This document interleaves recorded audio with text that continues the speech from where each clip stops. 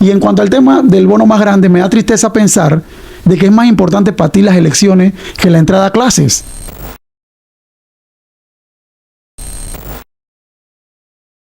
¿Qué tal? Bienvenidos a un podcast de noticias en desarrollo. Soy Honorio Vega y hoy en compañía de Rey Montero, aspirante a la Junta Comunal del Chorrillo. Con él conversaremos temas de interés nacional. ¿Cómo estamos, Rey? Excelente, gracias a Dios. Rey, vamos a iniciar un poquito conociéndote a ti como persona. Defínete en 3 palabras. Fe, proactividad y resiliencia. En el caso, ¿cómo entras a la política? Ok, yo entro a la política cuando tengo 18 añitos. Cuando yo tenía 15 años, mi abuela le gustaba la política. Ella fue suplente representante. En ese momento estaba compitiendo por primera vez Martín Torrijos. Nito Cortizo era uno de sus vicepresidentes. En ese tiempo habían 2 vicepresidentes. Y Nito Cortizo era de Solidaridad. Mi mamá ayudó a un amigo que se llamaba Temi Rudas, siendo la suplente. Yo tenía 15 años y vi todo este escenario y todo lo demás. Y en algún momento de esos días de campaña de mi mamá, yo dije que en algún momento yo iba a ser representante del Chorrillo. Hoy aspira a la Junta Comunal del Chorrillo. Cuéntame. Ok, tengo 20 años de vida activa. Me inscribí en el PRD en el 2004. Inmediatamente, en la elección del 2008, participé activamente. Gané la elección primaria en el 2013, gané la elección primaria en el 2018 y acabo de ganar recientemente la elección primaria en el 2023.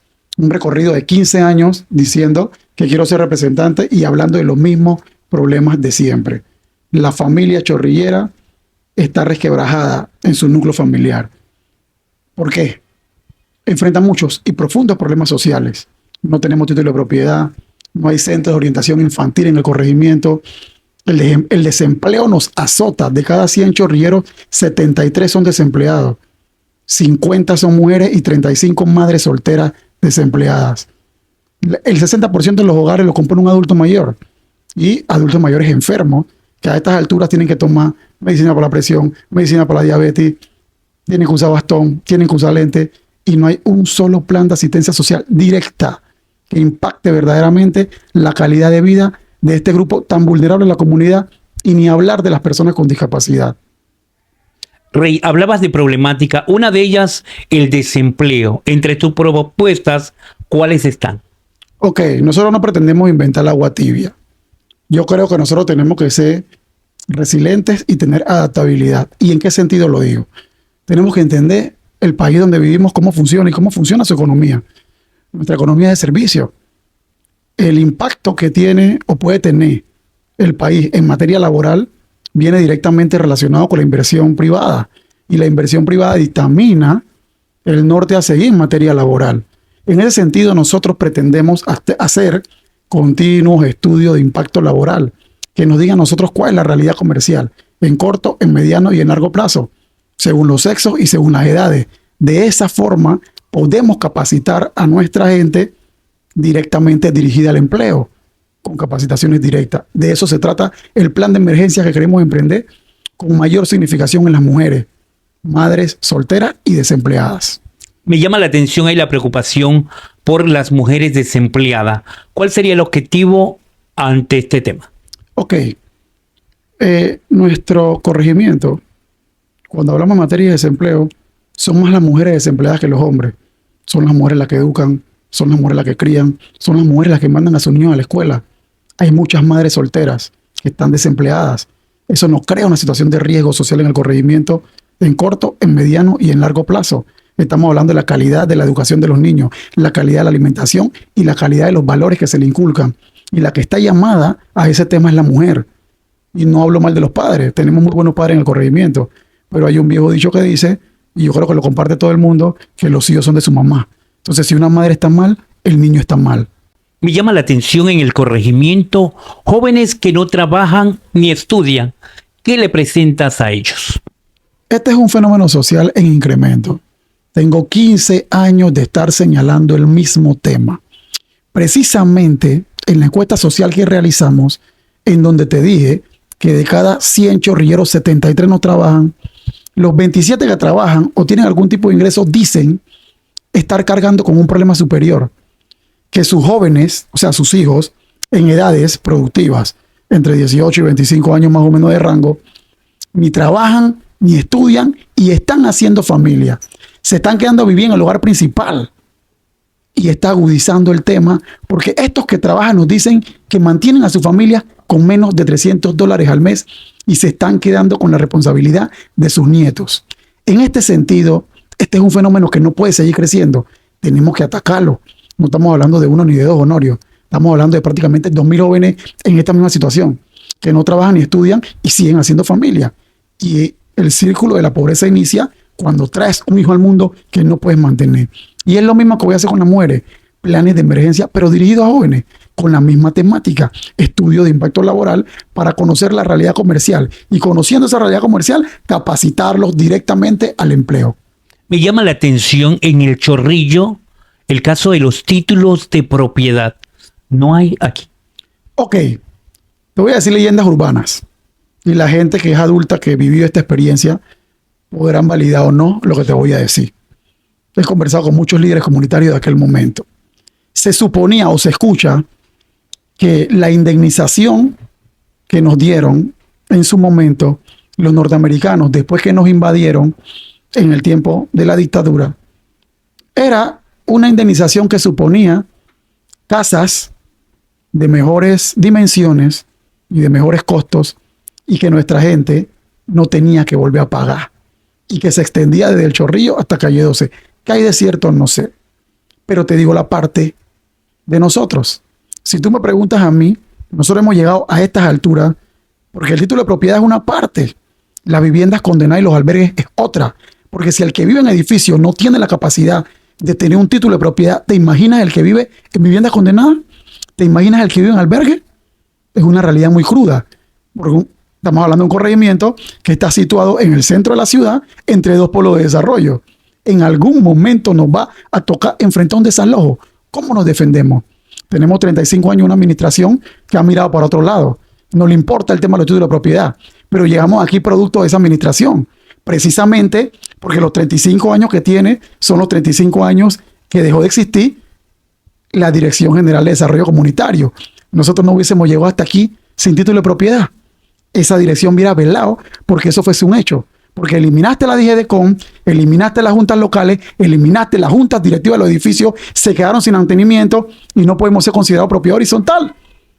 Seguimos siendo viviendas de asistencia social. Entonces, ¿cómo tienes por lo menos, somos 15.900 y tantos electores? ¿Te imaginas los habitantes reales? ¿Cómo tienes a tantos habitantes reales en un corregimiento y no tienen título de propiedad? Que es la única defensa si les tocara por cuestión de economía nacional que esta área fuese destinada a proyectos turísticos. ¿Dónde vas a meter a toda esta gente con todas estas situaciones que presentan? Con tanto desempleo, con tanta vulnerabilidad social. En pleno siglo XXI tenemos casas de madera donde la gente tiene que realizar sus necesidades afuera de sus casas y tienen que pasar con un bacín porque no pueden salir de noche al baño y todo el mundo lo hace viendo sus necesidades. Entonces, ¿qué dignidad o qué autoestima pueden sentir estas personas en su interior sabiendo que en pleno siglo XXI tienen que enfrentar una realidad tan cruda? ¿Qué hemos hecho en 35 años por este tema? Es un tema delicado y que yo voy a enfrentar. Me llama la atención la creación de centros de orientación infantil. Ok. ¿Qué nos ofreces? Cuando yo estaba pequeño, yo soy de aquí del área de Barraza. Aquí, en la Multinueve, enfrente de mí, en este momento, había un centro de orientación infantil, había un COIF. Más adelante en la Multi7 había otro COIF. Yo creo que todos asistimos ahí en algún momento.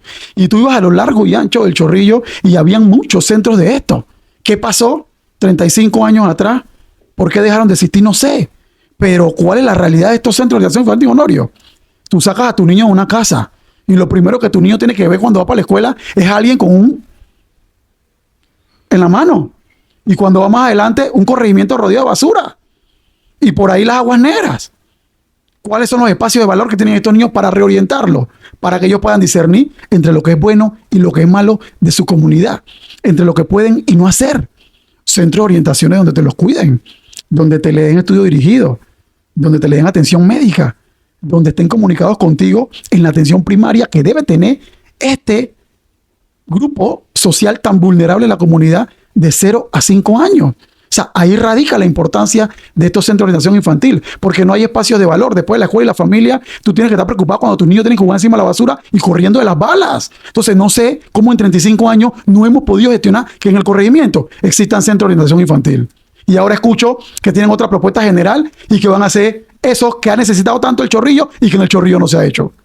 Me llama la atención la propuesta para los adultos mayores y personas con discapacidad. ¿Qué le vas a ofrecer a ellos? Ok, como políticos tenemos que entender que no conocemos de todas las problemáticas, pero si por lo menos tenemos la decencia de tener un censo, de saber cuántas personas con discapacidad y cuáles son sus discapacidades, de saber cuántos adultos mayores hay y saber cuáles son sus dolencias, sus falencias, su situación económica, social, su situación de salud.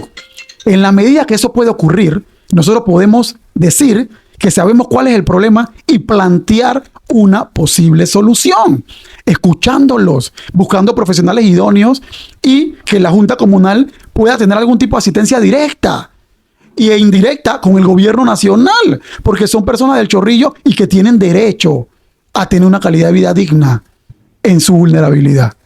El caso de los emprendedores. ¿Cómo vas a trabajar con ellos? Ok, los emprendedores son un grupo importante. De hecho, yo me atrevo a decir que la mayoría del Chorrillo es emprendedor. Porque desde el momento que una madre soltera se levanta todos los días, ella tiene que preocuparse cómo desayuno, almuerzo y cena a su hijo. Ella no ha terminado de poner el desayuno cuando está pensando en el almuerzo.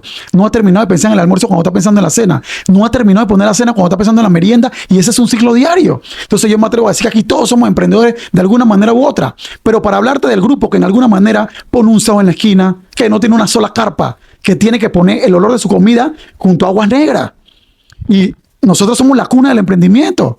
Somos el barrio de la Dominguera, del pescado frito. Todo el mundo quiere venir a vender pescado al Chorrillo. Pero pregúntale, ¿cómo esos emprendedores que han podido salir adelante han salido? Solos, sin asistencia financiera, sin asistencia técnica, sin orientación y sobre todo sin capital semilla.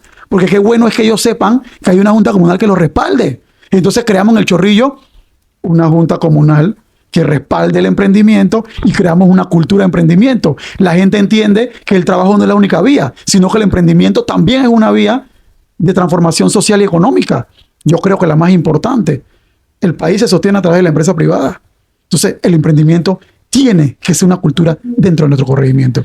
Rey Montero, me llama la atención, en el Chorrillo he tenido la oportunidad de caminar, no veo lugar de sano esparcimiento, no veo teatro, no veo campos de juego, no veo un lugar donde los jóvenes puedan hacer y esparcirse. ¿Qué dirías tú? Honorio, no hay nada. No hay esos lugares, no hay atención al deporte, no hay atención a la juventud, no hay verano feliz. En los tiempos de nosotros, mi generación por lo menos, se mataba por ir a la colonia. Te decían, si no estudias no vas a la colonia. Si no estudias no participas de la liga de verano. Si no estudias no vas al verano feliz. No hay nada para nuestros niños. No hay nada para nuestros deportistas. Tenemos que escuchar a nuestros deportistas. Preguntarles a los que triunfaron, ¿por qué triunfaste? ¿Qué te sirvió? A los que no triunfaron, tomarlo en cuenta para que nos digan qué no les sirvió. Y al dirigente social deportivo que aún está creyendo que el deporte puede volver a ser el de su época dorada, preguntarle cómo lo quieres hacer y que tengan respaldo de una junta comunal que le gestione verdaderas soluciones en un consenso comunitario. ¿Por qué no podemos hacer el Chorrillo las Olimpiadas en los lugares, en los tiempos de verano, en los tiempos de vacaciones de los niños? ¿Por qué no volvemos a esa conexión que tenían las comunidades con el centro de salud, con las escuelas? Era algo interdisciplinario. ¿Para qué? Para una sola misión, para que se desarrollara la comunidad. Y en eso estaba incluido la función lúdica que tú mencionas. Pero todo se ha perdido porque hemos creído erróneamente que una regalía, ya sea de un bono, una bolsa o de un jamón, es lo que va a solucionar el tan grave problema que tiene el Chorrillo. Y eso es lo que tiene nuestros núcleos familiares dañados, rotos. Todo se perdió. Todo lo bueno que existía hace 35 años se perdió. Roy Montero es del Chorrillo. Me gustaría que para finalizar le envíes el mensaje a las personas para que este 5 de mayo vote seguramente por un cambio dentro de este corregimiento. Nosotros como chorrilleros tenemos que entender que la política es importante. La política no es mala. Malas son las personas que se sientan 35 años en el poder y no saben identificar cuáles son los verdaderos problemas sociales que tenemos. Nuestros núcleos familiares están golpeados. por el desempleo, por nuestras madres solteras, por nuestros niños que no tienen centro de orientación infantil, por nuestros adultos mayores que están enfermos, por nuestras personas con discapacidad, con los cuales no tenemos ningún tipo de ayuda, por nuestros emprendedores que duramente salen a buscar su pan y tienen que pedir prestado para emprender semana tras semana y nadie les acuerpa. Los deportistas que no encuentran un eco a sus aspiraciones. Los estudiantes, no sabemos ni cuántos estudiantes universitarios activos hay en el corregimiento. No sabemos cuántos profesionales activos hay en el corregimiento. Y tenemos una junta comunal que al parecer no le interesa el problema social. Le interesa solo dividir a la comunidad con reparticiones en donde decides a quién le das o a quién no, porque te apoyen o no, cosas que compras con el dinero de sus impuestos. Y es la única forma que ves de hacer política. No ves ninguna otra. Entonces nosotros tenemos que despertar. Despertar por nosotros, por nuestras familias, por los que vienen atrás. El Chorrillo puede tener meta. Que en 5 años hablemos y digamos, hasta aquí bajamos la cifra de desempleo.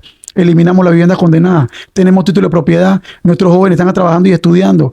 La cultura del emprendimiento está avanzando. Hay lugares sanos de esparcimiento. Hay COIF para nuestros niños. Esa es la meta que quiero.